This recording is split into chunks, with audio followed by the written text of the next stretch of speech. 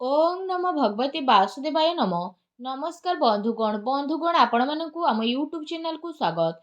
बंधुगण आज भिडियो में जानिबा आगामी 8 दिन आपणक पई किपरि कटिबो, केउ प्रकार आगामी दिन को आपण प्लानिंग करिवे, आपणकर लव लाइफ किपरि रहिबो, बिजनेस किपरि रहिबो, व्यापार किपरि रहिबो, स्वास्थ्य किपरि रहिबो, शिक्षा किपरि रहिबो, बिजनेस किपरि रहिबो, से सब विषय जानिबा। ए 8 दिन आपणक राशि पई किपरि कटिबो, केउ प्रकार समय रहिबो, ग्रह नक्षत्र सहित ए 8 दिन रे आपणकु केउ सब जिनिस रे फायदा मिलिबो, केउ जिनिस रे आपणकु सावधान रहिबाकु पड़िबो। ग्रह नक्षत्र हिसाब रे ए 8 दिन रे आपणकर लव लाइफ किपर रहिबो, कैरियर किपर रहिबो, बिजनेस आउ व्यापार किपर रहिबो, आउ स्वास्थ्य रो महत्वपूर्ण आउ संपूर्ण इन्फॉर्मेशन आमे आज ए भिडियो रे आपण माननकु कहबो। तेणु ए भिडियो ଆପଣଙ୍କ ପାଇଁ ବହୁତ ହି ମହତ୍ୱପୂର୍ଣ୍ଣ ରହିବ। ଏ ଆଗାମୀ 8 ଦିନର ସମ୍ପୂର୍ଣ୍ଣ ସଠିକ୍ ରାଶିଫଳ ବିଷୟରେ ଆସନ୍ତୁ ଜାଣିବା। ଏ ଭିଡ଼ିଓ ଆପଣଙ୍କ ପାଇଁ ମହତ୍ୱପୂର୍ଣ୍ଣ ଅଟେ, ତେଣୁ ଭିଡ଼ିଓକୁ ଶେଷ ପର୍ଯ୍ୟନ୍ତ ପୁରା ଦେଖନ୍ତୁ। ଭିଡ଼ିଓକୁ ପୁରା ଆରମ୍ଭ କରିବା ପୂର୍ବରୁ ଆପଣଙ୍କୁ ରିକ୍ୱେଷ୍ଟ, ଭିଡ଼ିଓକୁ ଗୋଟେ ଲାଇକ୍ କରନ୍ତୁ। କମେଣ୍ଟ ବକ୍ସରେ ଜୟ ଭୋଲେନାଥ ବୋଲି ଅବଶ୍ୟ ଲେଖନ୍ତୁ, ଯାହାଦ୍ୱାରା ସ୍ୱୟଂ ଭୋଲେନାଥଙ୍କର ଆଶୀର୍ବାଦ ଆପଣଙ୍କୁ ପ୍ରାପ୍ତ ହେବ। ଆସନ୍ତୁ ଜାଣିବା କିପରି ରହିବ ଆପଣଙ୍କ ରାଶି ପାଇଁ ଆଗାମୀ ଏ 8 ଦିନର ସମୟ। जदि ये 8 दिन समय अवधि विषय आमे आलोचना करिबा, तो फ्रेंड्स ए समय रे आर्थिक पक्ष पूर्वर ही अधिक सक्षम आउ मजबूत स्थिति रे रहिबो। किछि समय रु चली आसुथुबा चिंतारु आपनकु एबे शुभ फल मिलिबो। परिवार लोकंकर खर्च, छोटा मोटा जरूरत को पूरा करिबारे आपनकु आनंद प्राप्त हेबो। अचानक ही कौनसी पुराना मित्र बा परिचितଙ୍କ सह साक्षात आपनकु अनेक खुशी प्रदान करिबो। फ्रेंड्स एहा सहित ए समय रे भाग्य उन्नतिर मध्य शुभ अवसर बनुछि।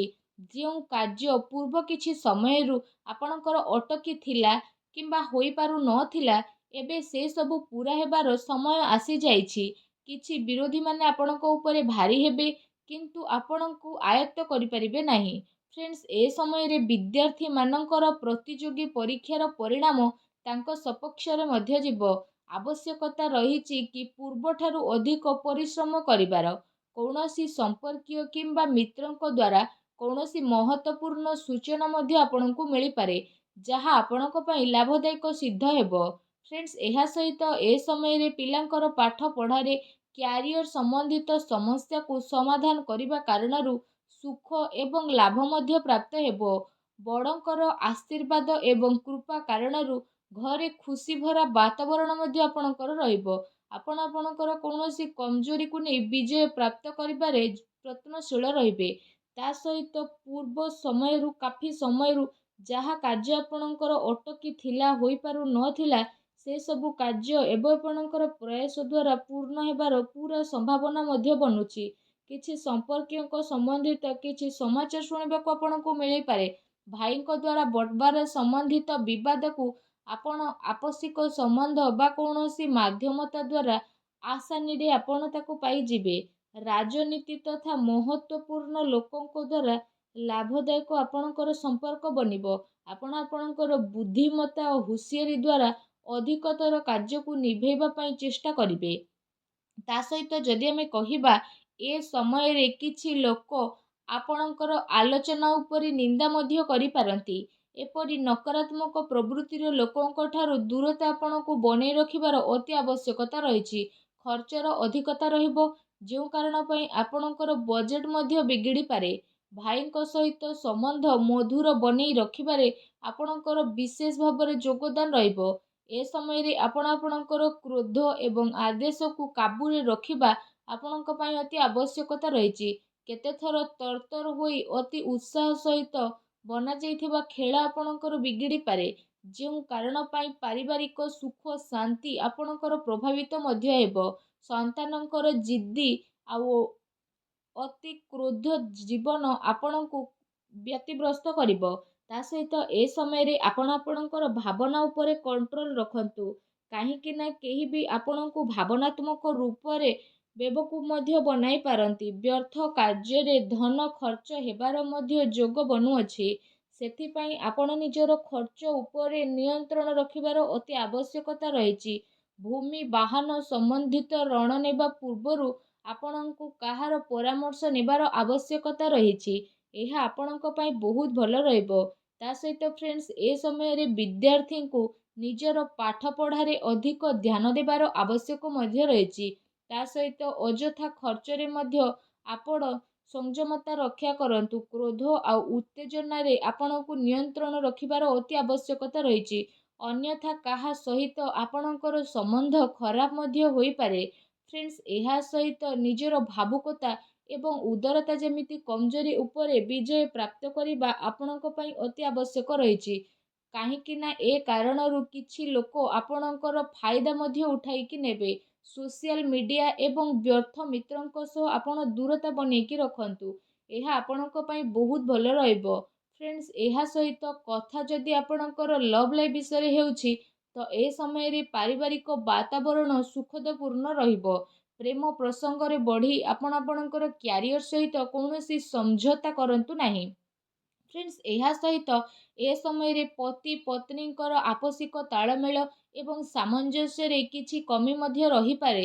ସେଥିପାଇଁ କିଛି ସମୟ ପରିବାର ସହିତ ବସିକି ହିଁ ଆପଣ ଆପଣଙ୍କର ସମୟ ବ୍ୟତୀତ କରିବା ମାହୋଲକୁ ବହୁତ ହି ସାମାନ୍ୟ ବନେଇକି ଦେବ।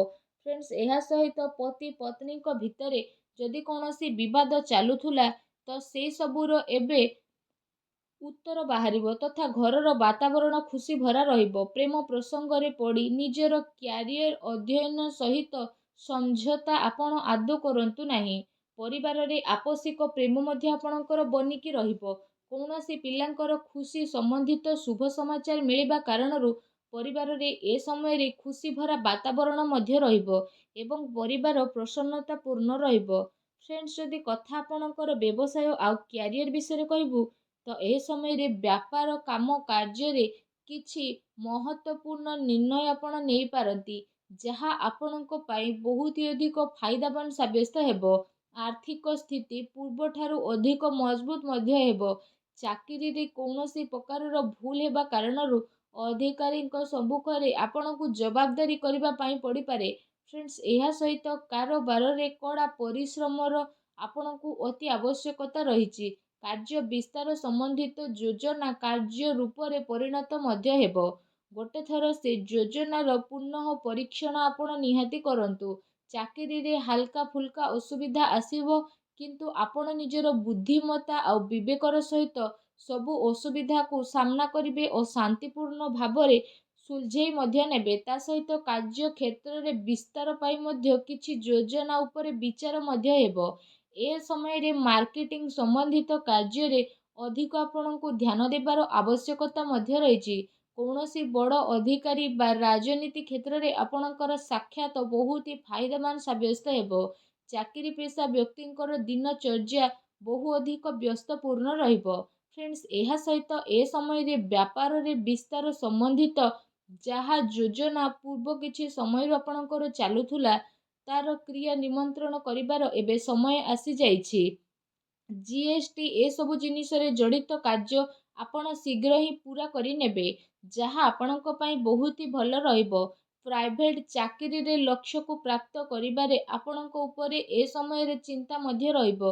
ତା ସହିତ ଏ ସମୟରେ କାମ କାର୍ଯ୍ୟକୁ ପୁରା ଗମ୍ଭୀରତା ଆଉ ସଂଯୋଗିତାରେ ଆପଣ ନେଇକି ଯିବେ। ଅନ୍ୟଥା ଆପଣଙ୍କର ଅର୍ଡ଼ର ମଧ୍ୟ କ୍ୟାନସେଲ୍ ହୋଇପାରେ ଆଉ ପଇସା ମଧ୍ୟ ଆପଣଙ୍କର ଫସିପାରେ। ସରକାରୀ ଚାକିରିରେ କୌଣସି ପ୍ରକାରର ଅସୁବିଧା ମଧ୍ୟ ଉତ୍ପନ୍ନ ହେବ। ସେଥିପାଇଁ ବ୍ୟର୍ଥ କାହାରି କାର୍ଯ୍ୟ ଉପରେ ଆପଣ ହସ୍ତକ୍ଷେପ କରନ୍ତୁ ନାହିଁ। ଫ୍ରେଣ୍ଡସ୍, ଏହା ସହିତ ବ୍ୟାପାରରେ କୌଣସି ନୂଆ ନିବେଶ କରିବା ପୂର୍ବରୁ ତାର ଭଲ ଭାବରେ ଯାଞ୍ଚ ପଡ଼ତାଳ ଆପଣ ନିହାତି ଭାବରେ କରନ୍ତୁ। କାହାର ଚିକିଣିଆ କଥାରେ ପଡ଼ି ଆପଣ ଆପଣଙ୍କର ଅହେତୁ କରି ବସନ୍ତି। ଚାକିରିରେ ଛୋଟ ମୋଟ ସମସ୍ୟା ଏ ଦିନରେ ଆସିପାରେ, କିନ୍ତୁ ବସ୍ ଆଉ ବରିଷ୍ଠ ଅଧିକାରୀଙ୍କ ସହଯୋଗ ଆପଣଙ୍କୁ ଚିନ୍ତାମୁକ୍ତ ରଖିବ। ଚାକିରି ପେଶା ଲୋକଙ୍କ ପାଇଁ ଏ ସମୟ ମିଲାଜୁଲା ମଧ୍ୟ ରହିବା ପାଇଁ ଯାଉଛି। ଫ୍ରେଣ୍ଡସ୍, ଯଦି କହିବା କଥା ଆପଣଙ୍କ ସ୍ୱାସ୍ଥ୍ୟ ବିଷୟରେ, ତ ଏ ସମୟରେ ଶାରୀରିକ କମଜୋରି ତଥା ହାଡ଼ରେ ଅସୁବିଧା ଭଳି ସମସ୍ୟା ଦେଖାଦେଇପାରେ। ବର୍ତ୍ତମାନ ମାହୋଲରୁ ନିଜେ ନିଜକୁ ବଞ୍ଚେଇ ରଖିବାର ଅତି ଆବଶ୍ୟକତା ରହିଛି। ସ୍ୱାସ୍ଥ୍ୟ ଆପଣଙ୍କର ଠିକ୍ ରହିବ, କିନ୍ତୁ ଖାଦ୍ୟପେୟ ତଥା ଦିନଚର୍ଯ୍ୟାକୁ ବ୍ୟବସ୍ଥିତ ରଖିବା ଆପଣଙ୍କ ପାଇଁ ଅତି ଆବଶ୍ୟକ ରହିଛି। ଏହା ସହିତ ବାୟୁ ବିକାର, ପେଟ ସମ୍ବନ୍ଧିତ ଅସୁବିଧା ମଧ୍ୟ ଆପଣଙ୍କୁ ଆସିପାରେ। ଅଧିକ ଗରିଷ୍ଠ ତୈଳଯୁକ୍ତ ଭୋଜନ ଖାଇବାକୁ ଆପଣ ବର୍ଜନ କରନ୍ତୁ। କୌଣସି ପ୍ରକାରର ଭୁଲ ଆଦତ, ଭୁଲ ସଙ୍ଗତି ଦ୍ୱାରା ଆପଣ ଦୂରରେ ମଧ୍ୟ ରହିବେ। ଏ କାରଣରୁ ଆପଣଙ୍କର ଇମ୍ୟୁନିଟି ସିଷ୍ଟମ ମଧ୍ୟ କମଜୋର ହୋଇପାରେ। ଫ୍ରେଣ୍ଡସ୍, ନିଜର ସ୍ୱାସ୍ଥ୍ୟକୁ ଆହୁରି ଅଧିକ ଭଲ ରଖିବା ପାଇଁ ଆପଣ ନିୟମିତ ଯୋଗ ଏବଂ ପ୍ରାଣାୟାମ କରନ୍ତୁ, ଯାହା ଆପଣଙ୍କ ସ୍ୱାସ୍ଥ୍ୟ ପାଇଁ ବହୁତ ଅଧିକ ଭଲ ରହିବ। ଆଶା କରୁଛି ଫ୍ରେଣ୍ଡସ୍, ଆଜିର ଭିଡ଼ିଓଟି ଆପଣଙ୍କୁ ଭଲ ଲାଗିଥିବ। ଭିଡ଼ିଓଟି ଭଲ ଲାଗିଥିଲେ ଭିଡ଼ିଓଟିକୁ ଲାଇକ୍ କରନ୍ତୁ। ଚ୍ୟାନେଲରେ ନୂଆ ଆସିଥିଲେ ଚ୍ୟାନେଲକୁ ସବସ୍କ୍ରାଇବ୍ କରନ୍ତୁ। ଧନ୍ୟବାଦ।